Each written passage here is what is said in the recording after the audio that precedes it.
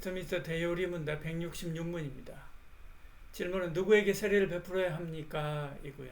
답변은 세례는 그리스도에 대한 믿음과 순종을 고백할 때까지는 요행교회 밖에 있어 약속의 언약의 외인들인 어느 누구에게도 베풀어서는 안 됩니다.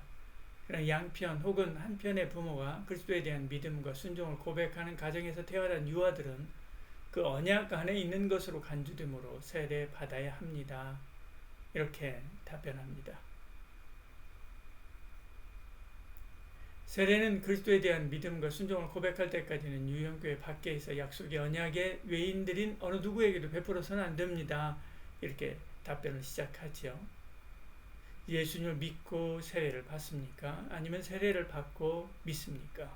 물론 세례는 먼저 예수를 믿어야 되지요. 그 믿은 사람의 신앙을 확인하고 주는 것입니다. 세례는 예수님의 이름으로 받기 때문에 그렇죠. 사도행전 2장 38절에 베드로가 이르되 너희가 회개하여 각각 예수 그리스도의 이름으로 세례를 받고 이렇게 말씀하죠. 그러면 세례는 예수님에 대한 신앙을 고백하는 사람에게 주어야 되죠. 그리스도 밖에 있는 사람 아무에게나 주어서는 안 됩니다. 에베소 2장 12절 이렇게 말씀하죠. 그때 너희는 그리스도 밖에 있었고 이스라엘 밖에 사람이라 약속의 언약들에 대하여는 외인이요 세상에서 소망이 없고 하나님도 없는 자이더니 이런 자들에게 바로 세례를 주어서는 안 되는 거죠. 그래서 세례를 주기 전에 먼저 학습 교육을 하고 세례 교육을 통하여 복음을 전하고 지키게 훈련하는 것입니다. 그리고 신앙인다운 삶을 사는지 확인하기 위해서 학습한 후에 최소 6개월이라고 하는 시간을 두고 보고 그 다음에 세례 교육을 하고 세례를 주는 거죠. 마지막으로 세례 직전에도 공적으로 여러 사람 앞에서 자기 신앙을 시인하게 하는 것입니다. 복음 밖에 있는 사람에게 세례를 주어서는 안 됩니다. 만일 누군가가 취업을 위해서 세례 증서가 필요하다고 해도 그 자리에서 세례를 줄 수는 없죠. 세례나 그 증서를 거래할 수 있는 그런 것은 아닙니다. 이렇게 절차를 밟아 신앙을 고백하고 확인했으면 성부, 성자, 성령의 이름으로 세례를 받지요. 그러면 교회 일원이 되고 그 이름이 교회 세례 명부에 기록되게 됩니다. 교회 정보의 회원으로서 예배와 봉사에 특권을 행사할 수 있는 것이죠. 답변에 이어서 이렇게 이야기합니다. 그러나 양편 혹은 한편의 부모가 그리스도에 대한 믿음과 순종을 고백하는 가정에서 태어난 유아들은 그 언약 안에 있는 것으로 간주됨으로 세례 받아야 합니다. 이렇게 이야기합니다. 하나님은 아브라함의 후손과도 언약을 맺으셨지요. 창세기 17장 7절 이렇게 말씀합니다. 내가 언약을 나와 너 및 내 대대 후손 사이에 세워서 영원한 언약을 삼고 너와 내 후손의 하나님이 되리라 이렇게 말씀하죠. 대대 후손, 아직 태어나지도 않은 후손과도 언약을 맺으시는 거죠. 하나님은 아브라함의 하나님이실 뿐 아니라 그의 후손의 하나님이시기도 한 것이죠. 그래서 아브라함의 후손들은 비록 유아라도 할례를 받는 것입니다. 골로새서 2장 11절에서 손으로 한 할례와 손으로 하지 않은 할례를 구분해서 말씀합니다. 손으로 한 할례는 구약의 할례이고요. 손으로 하지 않은 할례는 그리스도의 할례, 세례를 말합니다. 바로 여기에서 세례받은 사람은 구약의 할례가 필요 없다라고 하는 논지를 펼치죠. 에베소 2장 11절 12절에요. 또 그 안에서 너희가 손으로 하지 아니한 할례를 받았으니 곧 육의 몸을 벗은 것이요 그리스도의 할례니라. 너희가 세례로 그리스도와 함께 장사되고 또 죽은 자들 가운데서 그를 일으키신 하나님의 역사를 믿음으로 말미암아 그 안에서 함께 일으키심을 받았느니라 이렇게 말씀하죠.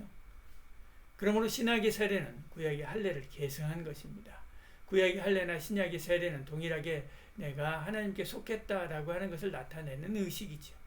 그러니까 구약에 속했던 어린 자녀들이 할례를 받은 것처럼 신약에 속한 자녀도 유아 세례를 받아야 됩니다. 그래서 우리는 유아 세례를 베푸는 것입니다. 근데 어떤 사람들은 유아 세례를 반대하죠. 제세례파 사람들이 그들입니다. 종교개혁자, 쯔빙글리 지지자들 중에 일부가 유아 세례가 정당하지 않다라고 주장했습니다. 그러나 독자적으로 스위스 형제, 그래서 독자적으로 스위스 형제단을 세우게 되죠. 그들이 바로 아나베프티스트입니다. 제세례파라고 부르죠. 문자 그대로 다시 세례를 받은 사람들은 아나베프티스트인 거죠. 1525년 1월 21일 쭈리히에 필릭스 만츠의 집에 모여서 다시 세례를 받자라고 해서 서로 세례를 베풀었기 때문에 그렇죠. 이에 종교적 개혁자들은 그들을 이단으로 명명하고 대립하게 됩니다. 이 일로 네덜란드 종교재판소에서만 13,000명이 죽임을 당했습니다. 제세례파의 분파 중에서 가장 유명한 것이 미국에 있는 아미시 마을이죠. 분파입니다. 우리나라에서도 논산의 평화누림교회, 제주의 하늘가족교회, 진해 주빌리교회, 춘천의 예수마음교회가 있다고 합니다. 그들은 크게 교회관, 국가관, 세례관이 우리와 다릅니다. 이 중에서 그들이 유아세례를 반대하는 이유는 이렇습니다. 신약 성경이 유아세례를 주라고 말하지 않았다.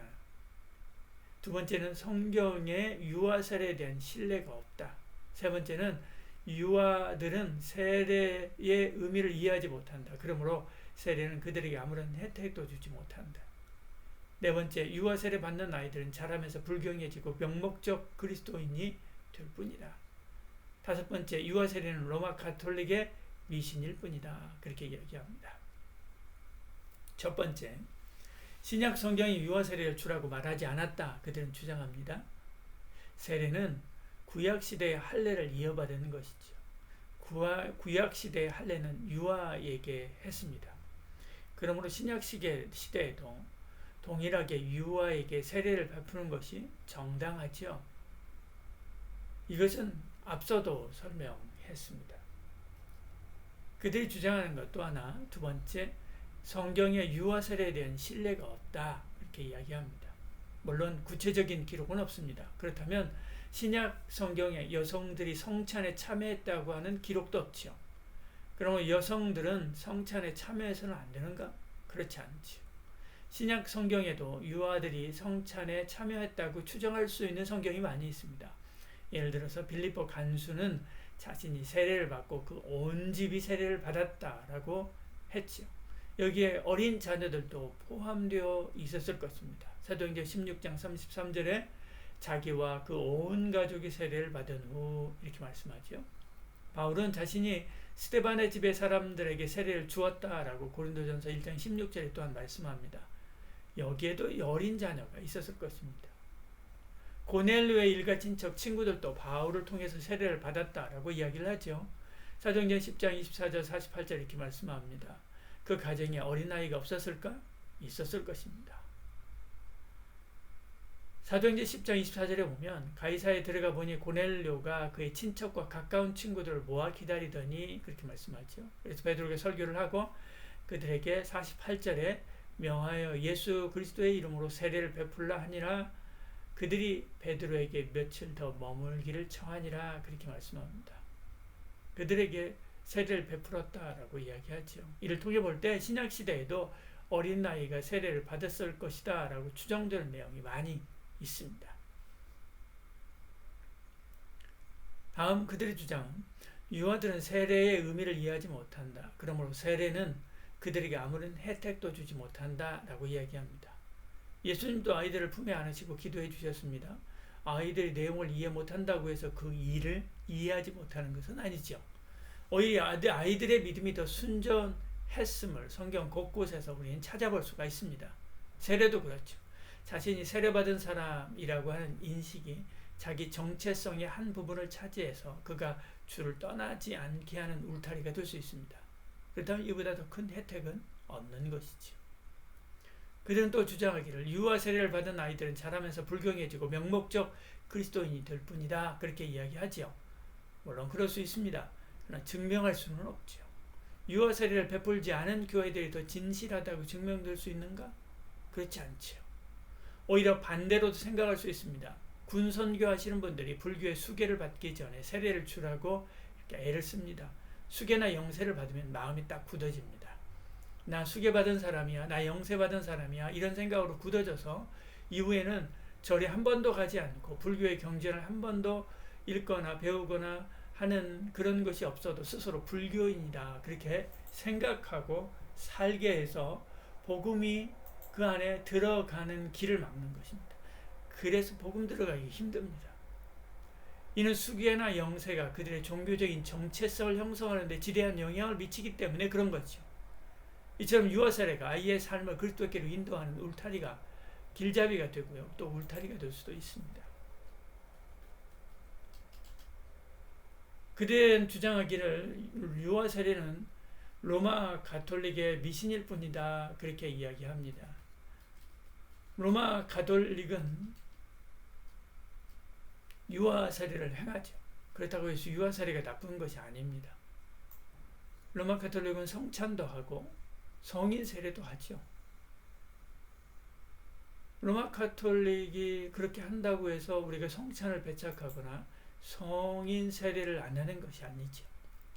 로마 가톨릭의 타락과 부패 전부터 유아 세례는 교회의 전통이었습니다. 그러므로 우리는 이 유아 세례를 정당하게 베풀 수 있는 거죠. 저와 여러분, 우리는 세례받은 세례인입니다. 예수 그리스도를 구주로 믿고 하나님의 자녀로 사는 그리스도인이지요.